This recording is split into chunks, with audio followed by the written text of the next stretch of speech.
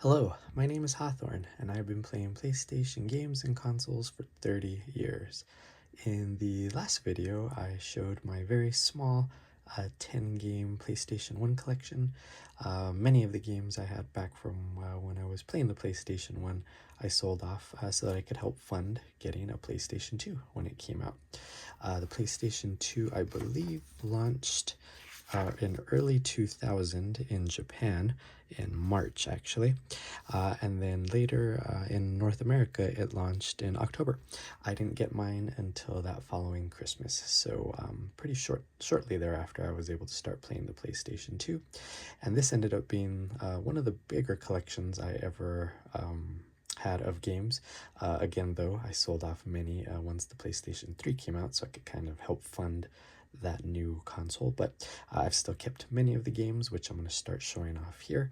Again, if you're interested in hearing any specific information about these games, I can always make other videos later, but I'm going to kind of go through these fast just so that these collection videos don't take too much time to go through. So without further ado, here we go. The first game that I still have here is 007 Everything or Nothing. Just like with the PlayStation 1 games, most games, if not all the games, I have the strategy guide, since I was usually able to get a very good deal when I bought these two together when all these games came out. I'm the original owner of all these games, so I've tried to take care of these as good as I can over the years. So I have them in these plastic protectors, and even with the games as well, I kind of keep them all in these plastic protectors. So 007 Everything or Nothing is the first game.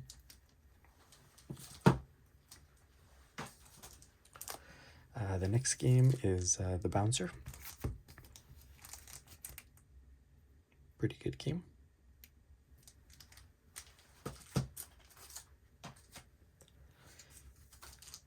Never been a big Castlevania fan, but when they started making these 3D games, definitely pretty fun. This is Castlevania Curse of Darkness.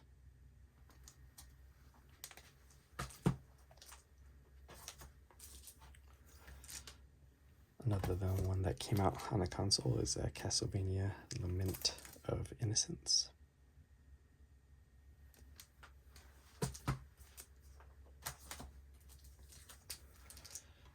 Really fun horror game that came out around the time, I believe, of Resident Evil 4. Kind of like Resident Evil 4, but it is called Cold Fear. This one's a really fun game. I gotta go back and play this game. With most of these games, I have not touched these in many years, so I think 2026 might be the year I go back and play some of these games.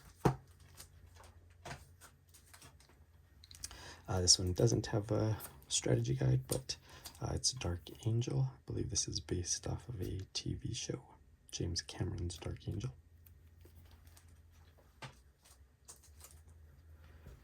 And now a series of games that I think many people know.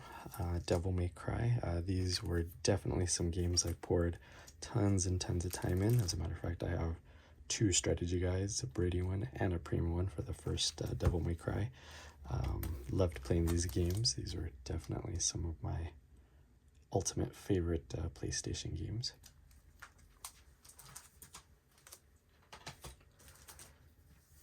The next one is Devil May Cry 2. Again, I have two strategy guides. Don't remember why I have the same one basically twice. I think this one on the right here is a exclusive cover of some sort, but again, loved playing these Devil May Cry games. Challenging and fun.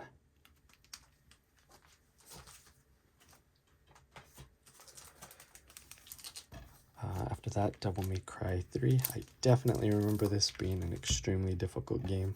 If I remember right, I beat it, but then they put out a different version of it, the Greatest Hits, which they called Dante's Awakening Special Edition. I'm pretty sure I beat it both times on both versions, but this was definitely a tough game.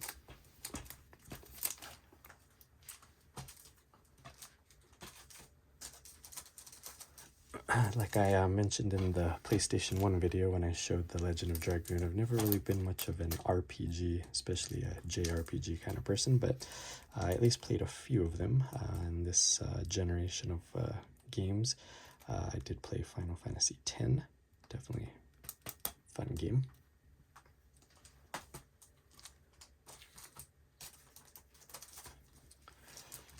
And then after that, I had to play Final Fantasy X-2. Again, another fun game. Basically, all the games I held on to are ones that I at least enjoyed enough to keep, and I had at least enough of an attachment to not sell them off when I sold off a bunch of games. The next game that I held on to was Final Fantasy XII. I believe this is a steel book.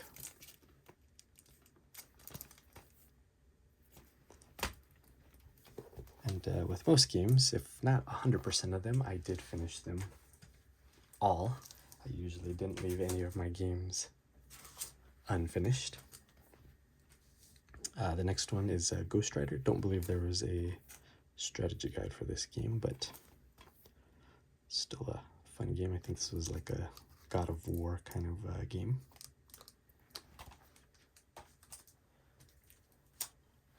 And speaking of God of War, the original God of War with the strategy guide. Just like with Devil May Cry, I poured so much time into the series of God of War games. So this was a really, really good one.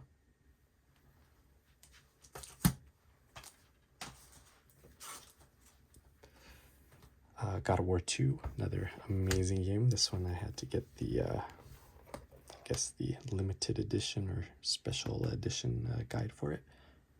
But this one was a really good game.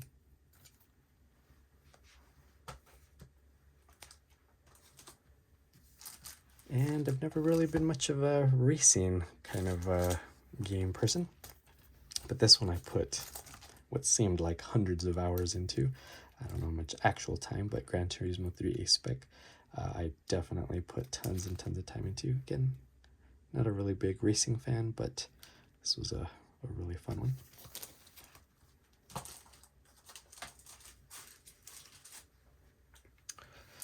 Another series I've never really been a giant fan of, but still played plenty of the games, if not most all the games, the Grand Theft Auto games.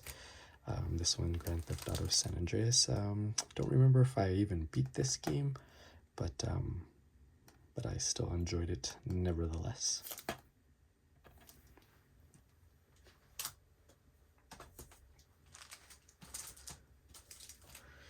This one, on the other hand, I know I beat at least a few times. I definitely like this one the most in this generation. This was Grand Theft Auto Vice City. This guide came in very handy in terms of finding and doing everything.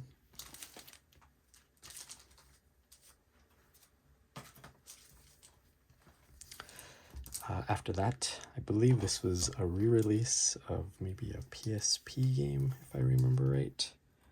I think at one time it was, but ultimately kind of a follow-up to Grand Theft Auto Vice City Stories. Again, a lot of hours into this game.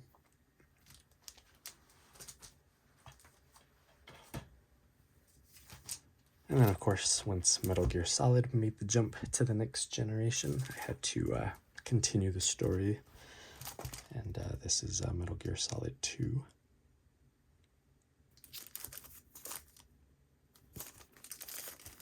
Definitely had a lot of hours into this game as well.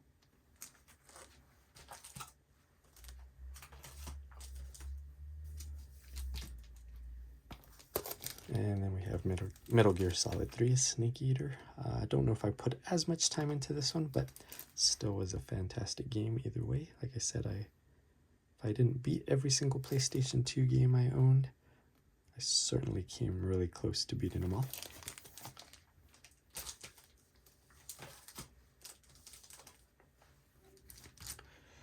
Next one is Metal Gear Solid 3 Subsistence. Don't remember too much about this one, to be honest, but like I said, it's been a long time since I've cracked these games open and put them into play.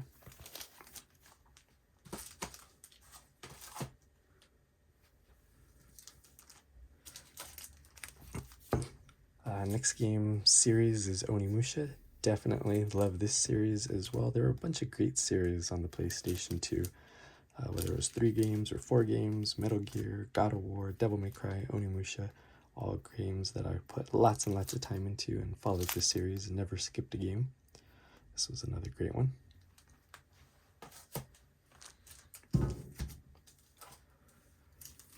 Next one is Onimusha 2. Can't remember which of the Onimushas was my favorite. Pretty sure it was 3. This was still a really good one. And speaking of 3, this is 3, one of the other times where I got multiple guides, the limited edition and the regular one. So I'm thinking that's probably why I say this one was my favorite. Put a lot of time into it.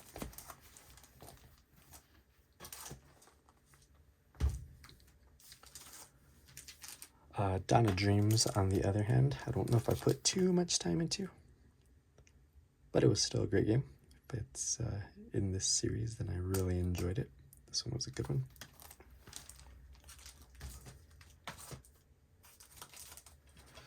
Next one is Prince of Persia. This is the first one. Don't have any of the other ones on the PlayStation 2, but when the PlayStation 3 came out, I got back into this series and then really put a lot of time into the original trilogy of Prince of Persia, but at least on the PlayStation 2, I only have this one.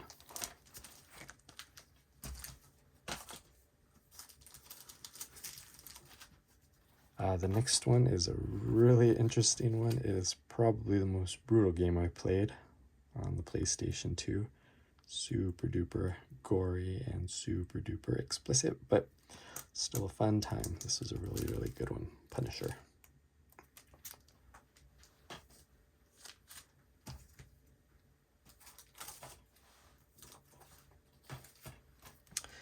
Next game I played was Code Veronica. And this one I do remember being pretty difficult. I remember playing it on the Dreamcast originally, but of course when they put it out for the PlayStation 2, that's where I put most of my time in with this game. Really, really good Resident Evil game.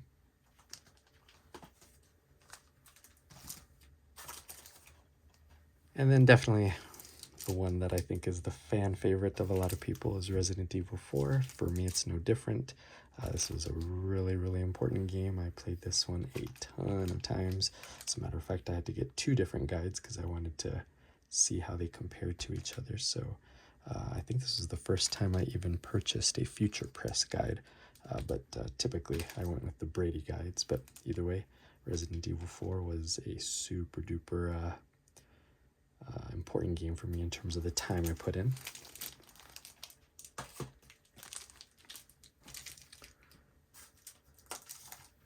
After that, we have some more RPGs. Again, wasn't a big RPG person, but there were a few series and games that I definitely enjoyed. The next was Kingdom Hearts.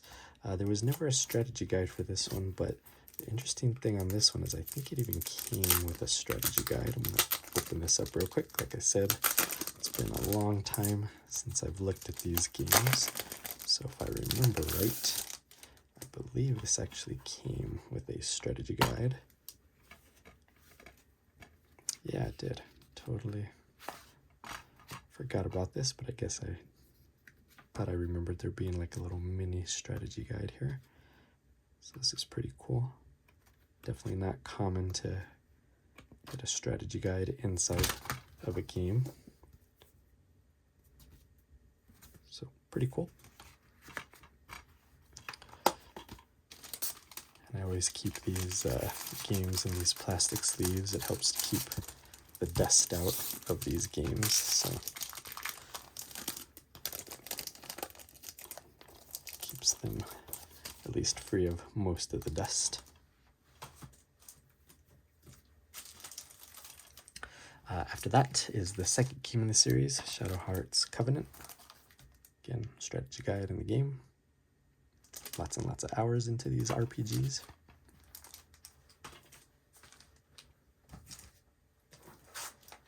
And then I believe the final game in this series was Shadow Hearts From the New World, the third game. This one I think was the least favorite of mine, but either way, I know I finished this game back in the day and it was a fun time.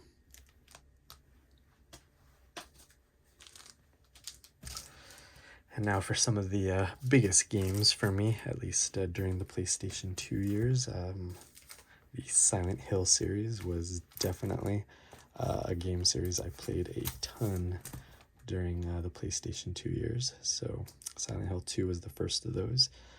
Lots and lots of time in this. I know this game, I think, has become really expensive over the years. So this is my original copy back from when I bought it when it came out.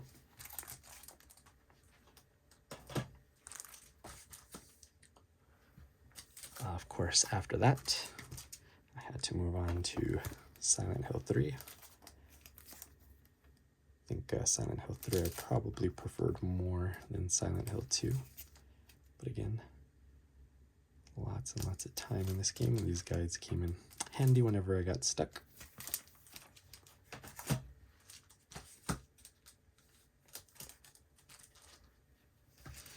Next, Silent Hill 4, The Room, and the strategy guide.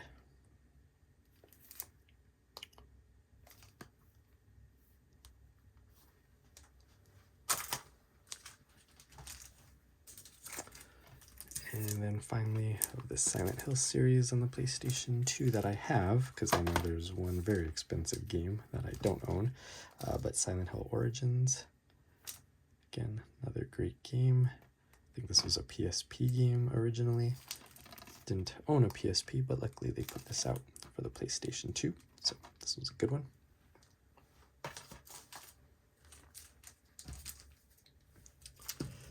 The next series that I followed through all the games, I believe, on the PlayStation 2 was Splinter Cell.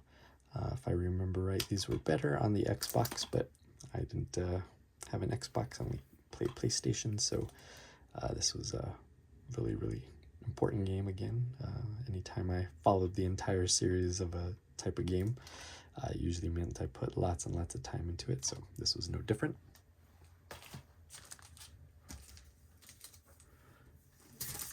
After that, the second one that came out for Splinter Cell was Pandora Tomorrow. I think this one I liked a little bit less than the original, but still fun.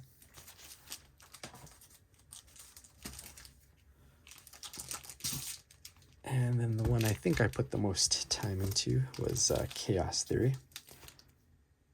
So I think of the 3 original Splinter Cells, this one was my favorite, if I remember correctly.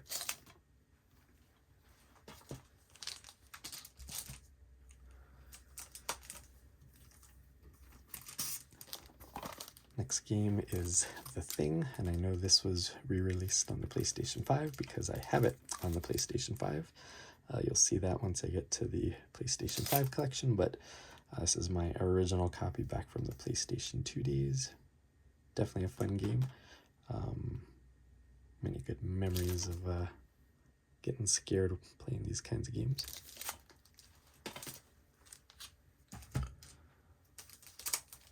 And then the next ones are kind of just like I had mentioned during the PlayStation 1 video. The Tony Hawk games might be, I don't know if it's my most favorite series of every video game, but definitely have the most hours in these games. Tony Hawk 1 and 2 I poured tons of time into, and then Tony Hawk 3 was no different. As a matter of fact, I even owned Tony Hawk 3 for the PlayStation 1 because it came out on PlayStation 1 and 2, and I would actually play both. That's how obsessed I was with the Tony Hawk games.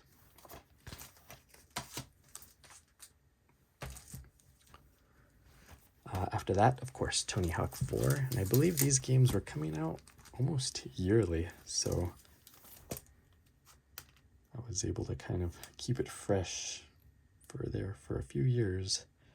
So these kind of came out relatively close to each other. So 1, 2, 3, and 4 were pretty close to each other.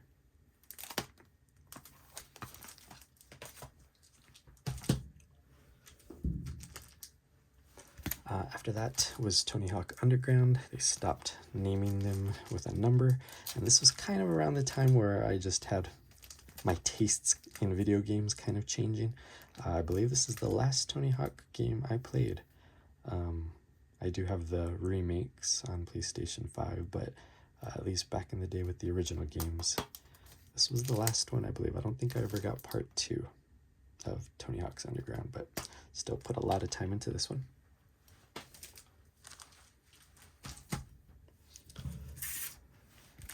After that, one of the last games I ever bought for the PlayStation 2 was Van Helsing. It's actually still sealed. Never played it, so I don't know why I ended up buying it and never playing it. Don't know if it's even a good game or not, but I do have the guide and the game. Maybe at one point I'll get nostalgic and feel like opening up a PlayStation 2 game again, but for now, I'm gonna leave it sealed. And then the last couple games I have are the Zone of the Enders games. This is the first one. The big draw of this one was getting the Metal Gear Solid 2 demo. I think I played that demo before I even played Zone of the Enders. Still a good game. I really like this game, but I know the big draw for this was getting the Metal Gear Solid 2 demo.